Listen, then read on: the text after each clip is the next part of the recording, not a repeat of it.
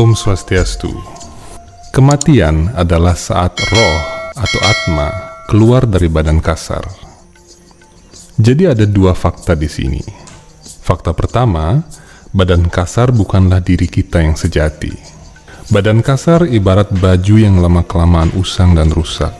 Kedua, sang atma atau roh adalah jati diri yang memakai badan kasar selama waktu tertentu.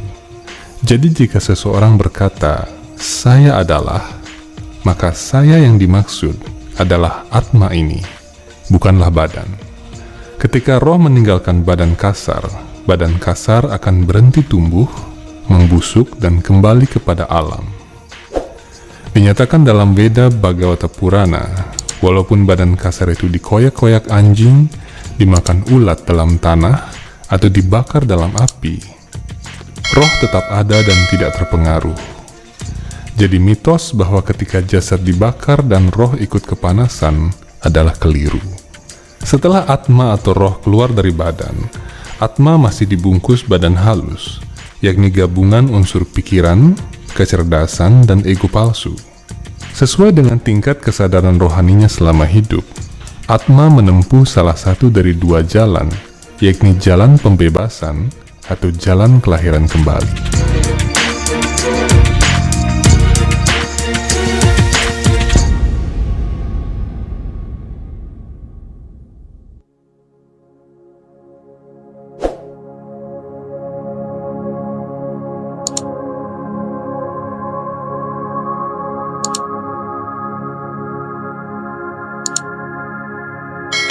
Ada 3 golongan manusia, dan masing-masing akan menempuh jalan yang berbeda setelah kematian. Golongan pertama adalah manusia yang selama hidupnya memiliki kecenderungan berbuat adharma. Perbuatan yang bertentangan dengan prinsip agama disebut wikarma, dan orang-orang dalam golongan ini kecanduan perbuatan semacam itu. Manusia golongan kedua adalah orang-orang saleh yang gemar melakukan perbuatan karma yang membuahkan hasil atau pahala. Bahkan orang-orang yang tidak percaya kepada Tuhan pun bisa menjadi orang saleh. Sebagai contoh, menolong orang menyeberang jalan, memberi sumbangan korban kelaparan, atau menolong seekor anjing yang tertabrak dan luka, itu semua tergolong perbuatan yang saleh. Manusia golongan ketiga adalah para satwata, atau orang-orang yang selama hidupnya berada dalam jalan penyerahan diri kepada Tuhan, dan tekun dalam melakukan berbagai jenis pengekangan diri dan pertapaan.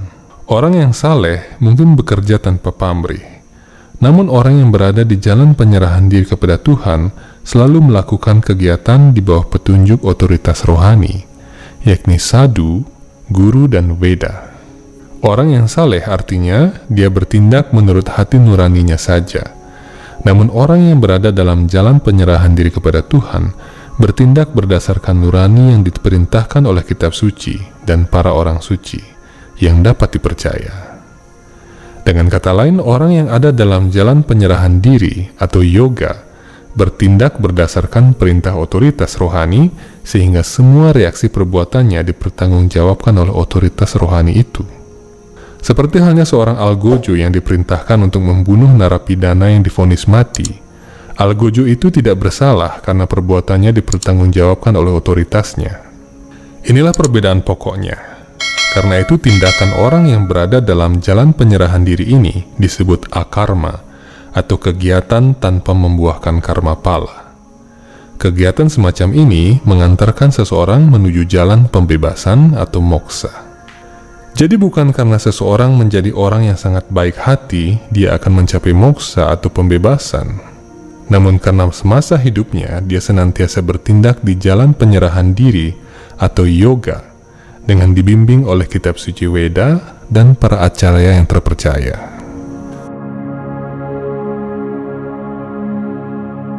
Baik roh orang jahat maupun orang saleh akan memasuki jalan karma banda atau jalan kelahiran kembali setelah meninggal.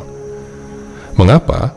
Karena perbuatan mereka, baik jahat maupun saleh, sama-sama berbuah pahala. Orang jahat harus menerima hasil perbuatannya di neraka, dan orang saleh akan menerima hasil yang saleh di surga. Orang yang sepenuhnya berserah diri di bawah perintah sadhu, acarya, dan Veda akan mencapai pembebasan dari alam material. Kitab Suci Weda Garuda Purana dalam Sarudhara Bhasya bab 2 menguraikan jalan yang harus ditempuh roh manusia setelah kematian. Dinyatakan bahwa perjalanan itu memakan waktu 1 tahun hingga sang roh sampai di kota Samyamani, ibu kota kerajaan Dewa Yama di Pitraloka. Di kota itu, sang roh akan diadili sesuai dengan karma mereka, jahat maupun baik. Uraian dalam Kitab Suci Weda Garuda Purana diulang kembali oleh Tuhan Sri Krishna dalam inkarnasinya sebagai Resi Kapila. Dalam Weda Bhagavata Purana, Skanda 3, bab 32, Resi Kapila menguraikan bahwa apa yang disampaikannya tiada berbeda dengan apa yang disampaikan pada masa lalu. Perjalanan roh atau Atma setelah kematian menuju pengadilan Dewa Yama atau Yamadipati diadopsi oleh berbagai kebudayaan di dunia. Di Mesir, orang yang meninggal dibekali dengan sebuah kitab bernama Kitab Kematian atau The Book of the Dead, yang berisikan jalan dan tempat-tempat yang harus dilewati sang roh untuk sampai di kediaman Dewa Osiris. Jika diteliti, uraiannya mirip dengan Weda Garuda Purana. Di Bali dikenal sebuah naskah kuno bertajuk Putru Sajitarpana yang biasa dibacakan ketika upacara kematian. Naskah berbahasa Kawi ini alurnya hampir sama dengan Garuda Purana. Hanya saja nama-nama tempatnya berbeda karena pengaruh sistem penulisan berdasarkan daya ingat semata.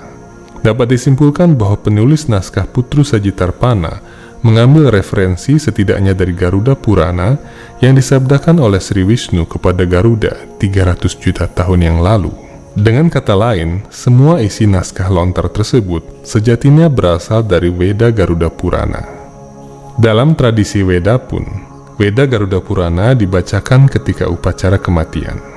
Salah satu bagian dari lontar Putru Sajitarpana diterjemahkan sebagai berikut.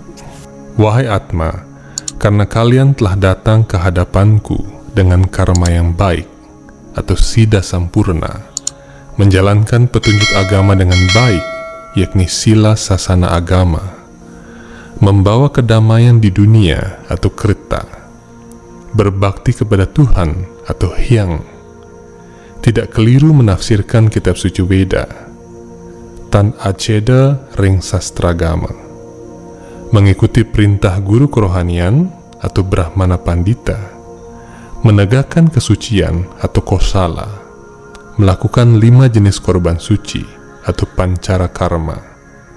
Kini ketika kalian meninggalkan badan manusia di bumi, kalian mendapatkan jalan yang terang. Tidak ada alangan dalam perjalanan kalian. Keturunan kalian dan sanak keluarga bersuka cita dan menemukan jalan yang benar. Dalam pembukaan Weda Garuda Purana, Sri Wisnu berkata kepada wahananya, yakni Garuda, "Wahai Garuda, akan kutunjukkan kepadamu jalan yang dilalui oleh Atma menuju kediaman Dewa Yama. Jalan itu penuh kesengsaraan. Walaupun engkau adalah penyembahku, ketika engkau mendengar, engkau pun akan gemetar ketakutan." Sang Atma akan melalui berbagai rintangan untuk sampai di kediaman Dewa Yama atau Yamadipati. Mereka melalui jalan yang panas tanpa peneduh. Dikatakan bahwa panasnya sampai 12 kali panas matahari. Di sana roh manusia itu kelaparan dan kehausan. Kemudian mereka memasuki wilayah yang penuh dengan ular, kalajengking dan semua binatang buas.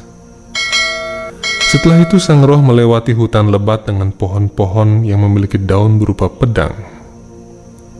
Hal ini dinyatakan dalam Weda Garuda Purana bab 2 ayat 7 dan 8. Dalam lontar Putru Sajitarpana, wilayah ini disebut Tegal Penangsaran dengan pohon kayu curiga. Dalam lontar Putru Sajitarpana dinyatakan, "Muah Tokita Sang Yang Atma, anu kapaken ring Tegal Penangsaran, hano ketemu denta kayu curiga." Kemudian terdapat uraian lain dalam Garuda Purana bab 2 ayat 10. Di tempat lain, Atma masuk ke dalam wilayah gelap dan jatuh ke dalam air. Di tempat satunya, dia jatuh dalam lumpur penuh lintah, lalu lumpur panas. Dalam lontar Putru Sajitarpana, tempat-tempat tersebut dijelaskan sebagai Banyu Jero, Endut Blaganda, dan Bali Lulut. Ayat lain dijelaskan dalam Veda Garuda Purana, bab 2, ayat 15 hingga 17. Di tengah perjalanan, dia menyeberangi sungai Waitarani yang sangat mengerikan, yang bahkan membuat derita walaupun hanya dilihat saja. Sepanjang 800 mil atau 100 yojana, sungai yang sulit diseberangi itu penuh dengan kotoran dan darah, serta di tepiannya terdapat tumpukan tulang dengan lumpur terbuat dari daging dan darah. Dalam lontar Putru Sajitarpana, tempat bernama Waitarani ini disebut Banyu Jero Alindungan. Dalam Veda Garuda Purana bab 2 ayat 18 hingga 20 dinyatakan, melihat roh datang, sungai itu mendesis dan mengeluarkan asap dan api. Sungai itu dikerumuni serangga dengan sengat yang menyakitkan, burung-burung pemakan daging dan gagak. Ada juga makhluk air yang buas, lintah, buaya dan ikan pemakan daging. Kemudian Atma akan dipaksa melewati hutan yang terbakar, lalu sebuah gurun pasir tandus yang luas. Di sepanjang jalan, para Yamaduta memukuli sang roh itu dan terus memaksanya berjalan.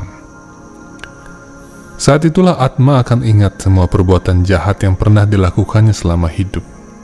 Di sana dia merintih kesakitan dan memanggil nama sanak keluarganya, namun tiada seorang pun di antara sanak keluarganya yang datang menolongnya. Kitab suci Veda Bhagavata Purana menyatakan, jika saja selama hidupnya orang itu belajar memanggil nama-nama Tuhan Sri Krishna yang senyumnya mendamaikan ketiga dunia, maka dia tidak perlu melewati penderitaan seperti itu setelah meninggal. Setiap bulan sang roh akan melewati satu kota. Di kota itu mereka dapat beristirahat dan makan apapun yang pernah dipersembahkan oleh keturunan mereka. Karena itu kitab suci Veda menganjurkan agar para leluhur diberikan persembahan pada saat bulan mati atau tilam. Persembahan terbaik untuk para leluhur adalah prasadam atau makanan yang telah dipersembahkan kepada Tuhan. Prasadam adalah makanan yang dapat meringankan beban roh orang yang telah meninggal. Dinyatakan bahwa prasadam yang dipersembahkan oleh keturunan orang itu diterima oleh Dewa Waruna. Dewa Waruna memberikannya kepada Surya. Dewa Surya memberikan jatah makanan itu kepada roh yang meninggal. Apabila selama hidupnya sang roh pernah berbuat saleh, semisal memberikan sumbangan kepada orang suci atau memberikan dana punya di tempat suci, maka derita selama perjalanannya akan diringankan. Sebagai contoh, jika semasa hidup orang pernah memberikan payung atau sandal kepada seorang brahmana atau orang suci, maka ketika dia melewati gurun pasir nan panas, para Yamaduta akan memberinya alas kaki dan payung. Jika dia pernah berdana punya di tempat suci, dia akan mendapatkan perahu ketika menyeberangi sungai Waitarani. Demikian Veda Garuda Purana menguraikan dengan detail. Pengadilan Dewa Yamadipati. Setahun setelah upacara kematian, sang roh tiba di Samyamani atau kota Dewa Yamadipati. Kota ini terletak di arah selatan di sebuah planet bernama Pitraloka di gugusan bintang-bintang di selatan angkasa.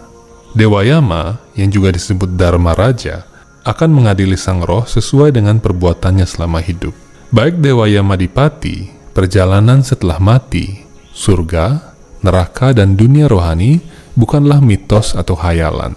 Dewasa ini orang-orang yang tidak bertanggung jawab menyatakan bahwa uraian Weda mengenai hukuman di neraka adalah rekayasa sang penulis kitab suci agar masyarakat mau mengikuti ajarannya.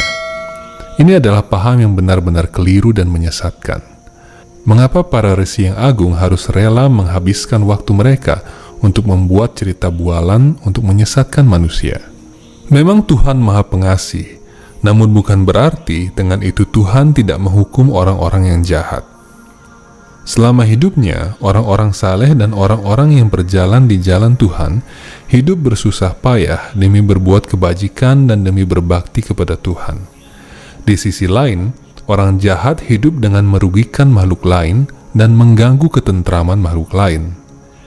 Jika pada akhirnya orang jahat itu tidak diberikan hukuman dan yang baik diberikan pahala, apa gunanya keadilan? Tidak seperti yang dibayangkan kebanyakan orang, upacara-upacara kematian hanya membantu perjalanan roh setelah kematian hingga mencapai pengadilan Dewa Yama. Karena itu pepatah mengatakan, belajar agama artinya belajar mati masih hidup. Artinya, dosa-dosa hanya bisa disucikan tatkala seseorang masih hidup. Kitab Suci Weda Bhagavata Purana, Skanda 12, bab 3, sloka 44, memberikan pesan penting sebagai renungan kepada seluruh umat manusia. Ketakutan menjelang ajalnya tiba. Manusia terbaring lemah di tempat tidur. Dalam keadaan itu, saat suaranya tersendat-sendat dan kata-katanya tidak jelas, jika saja dia memanggil-manggil nama suci Tuhan Sri Krishna, dia bisa dibebaskan dari dosa-dosanya dan mencapai pembebasan. Namun tetap saja, manusia zaman Kali Yuga yang malang itu tidak mau memujanya. Demikian sekelas mengenai uraian dari Kitab Suci Weda Bhagavata Purana dan Garuda Purana mengenai perjalanan sang roh setelah meninggal. Semoga video ini bermanfaat untuk Anda.